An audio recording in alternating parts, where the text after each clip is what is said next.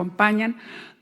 Por cierto, creo que es importante que el Senado también se preocupara de esta sesión, aunque reconozco que me hubiese gustado con un diagnóstico más claro.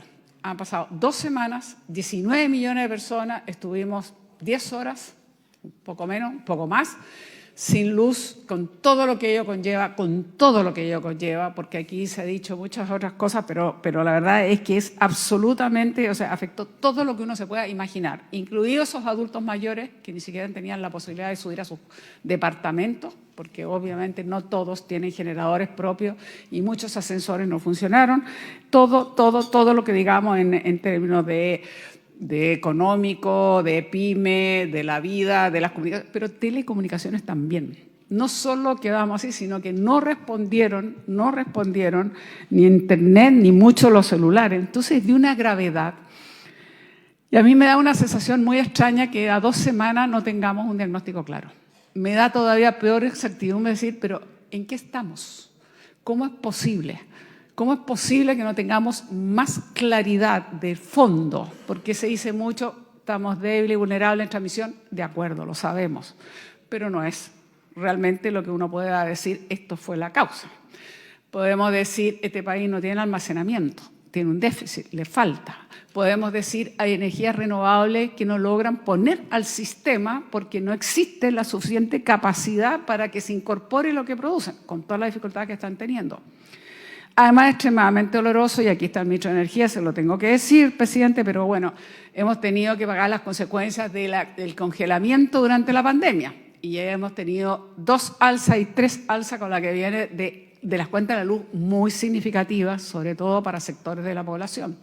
Y todo lo que ello conlleva, una vez más, en términos laborales, en términos de todo tipo y sobre todo pymes, etc. Entonces, la pregunta es, ¿qué le decimos a la ciudadanía? Que a mí me venga, como salió esta empresa, que diga, o alguien, ya ni me acuerdo exactamente quién fue, pero un efecto indeseado.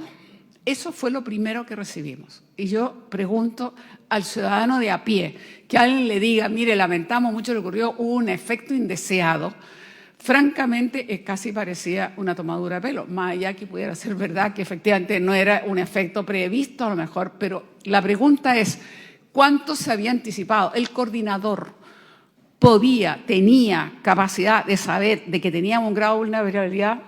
El coordinador tenía los elementos para haber exigido más inversión, aseguramiento, anillos de seguridad. El coordinador tenía condiciones para poder ser más proactivo respecto a que esto podría, de repente, pensar en simulaciones que esto podría ocurrir. Bueno, yo creo que jamás hemos vivido. El año pasado tuvimos un apagón de unas cuantas horas, pero nunca habíamos vivido todo el sistema interconectado, que enhorabuena tenemos un sistema interconectado, que antes no lo teníamos, encontramos que era un gran avance, pero resulta que nos quedamos oscuras de Arica hasta Chiloé.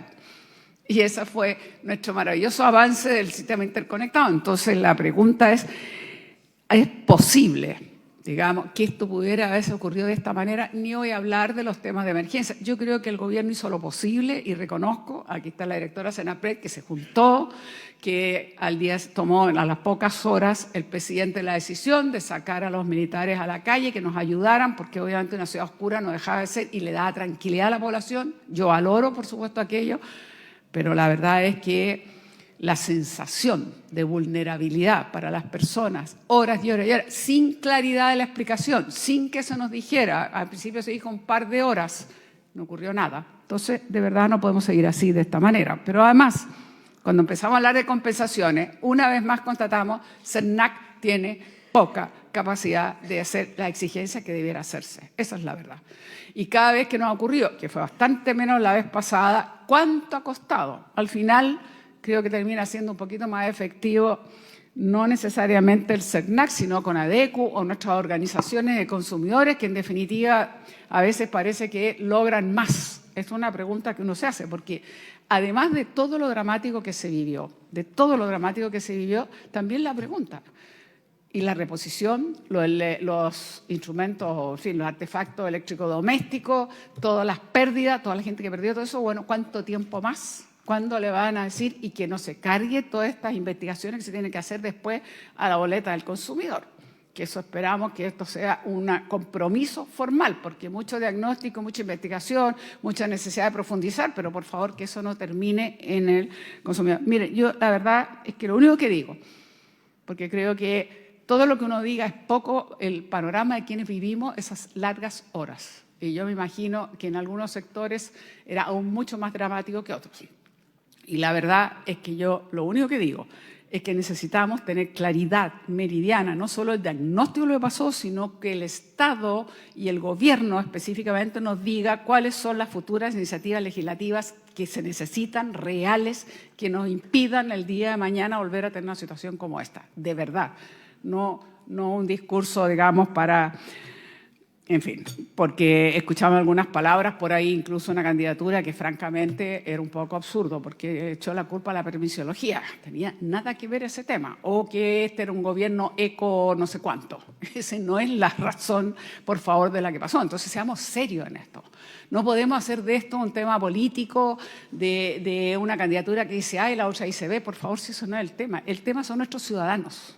El tema es que tienen el derecho a saber lo que pasó, tienen derecho a la compensación, tienen derecho a que este país, este gobierno y este Estado le diga no va a volver a ocurrir en la medida que avancemos en esto, en esto, en esto. Y que tengamos todas las responsabilidades claras de estas empresas, que las tengamos sumamente claras. ¿Hasta dónde llegó esa responsabilidad? Porque francamente aquí hubo gente que hablaba del gobierno. No, estamos hablando de empresas privadas que son responsables de entregar estos servicios, ¿no? De un Estado regulador. Entonces, bueno, que funcione la regulación, pero primero que las empresas de verdad se preocupen. Las empresas están para dar un servicio, pero se supone que con calidad, con continuidad y sin esto es abrupto. Así que yo eso quería agregar, presidente, porque creo que faltan palabras para describir lo que aquí pasó. Muchas gracias.